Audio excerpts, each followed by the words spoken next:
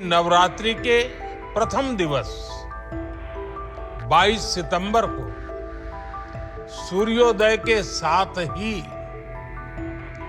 Next generation GST reforms लागू हो जाएंगे। हम वो सामान खरीदें जो मेड इन इंडिया, देश की समृद्धि को भी स्वदेशी के मंत्र से ही शक्ति मिलेगी। देश की टैक्स प्रणाली में ऐतिहासिक बदलाव करते हुए केंद्र सरकार ने 22 सितंबर यानी नवरात्रि के पहले दिन से जीएसटी 2.0 लागू कर दिया है। नवरात्रि के पहले दिन से लागू हुए इस नए सिस्टम को भारत के टैक्स इतिहास में एक ऐतिहासिक बदलाव माना जा रहा है। वित्त मंत्री निर्मला सीतारमण की अध्यक्षता में हुई जीएसटी काउंसिल की बैठक में ये फैसला लिया गया, जिसका उद्देश्य टैक्स ढांचे को सरल बनाना, खपत को बढ़ावा देना और टैक्स दरों को तर्कसंगत बनाना है। दरअसल जीएसटी 2.0 के तहत अब देश में केवल दो मुख्य टैक्स स्लैब होंगे, 5% और 18%, जहां आवश्यक वस्तुओं को 5% के स्लैब में रखा गया है। वहीं अधिकांश अन्य सामान और सेवाओं को 18% टैक्स स्लैब में डाला गया है। इसके अलावा शराब, तंबाकू, सट्टेबाजी और ऑनलाइन गेमिंग जैसे सिन गुड्स पर 40% का विशेष टैक्स स्लैब लगाया गया है।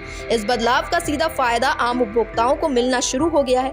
कई एफएमसीजी कंपनियों और ऑटो निर्माताओं ने पहले ही घोषणा की है कि वो घटे हुए टैक्स का लाभ उपभोक्ताओं तक पहुंचाएंगे। अमूल ने घी, बटर और आइसक्रीम सहित 700 से अधिक प्रोडक्ट्स की कीमतों में कमी की घोषणा की है। वहीं दूसरी ओर टूथपेस्ट, साबुन, शैम्पू, बिस्किट, पैकेट जूस, घी, मक्खन, condense milk, stationery item, cycle, किफायती कपड़े और फुटवेयर जैसे उत्पाद अब केवल 5% टैक्स पर मिलेंगे, जिन पर पहले 12% टैक्स लगता था।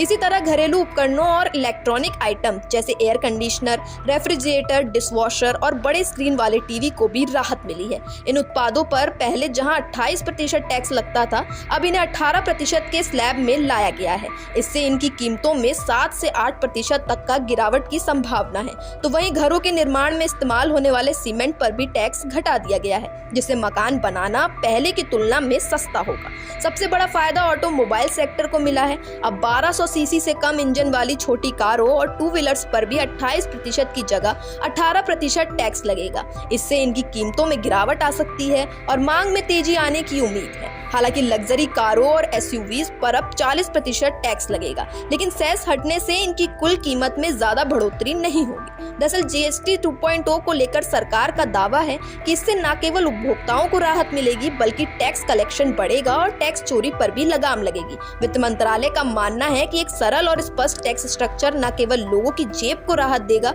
बल्कि देश की आर्थिक गतिविधियों को भी गति देगा।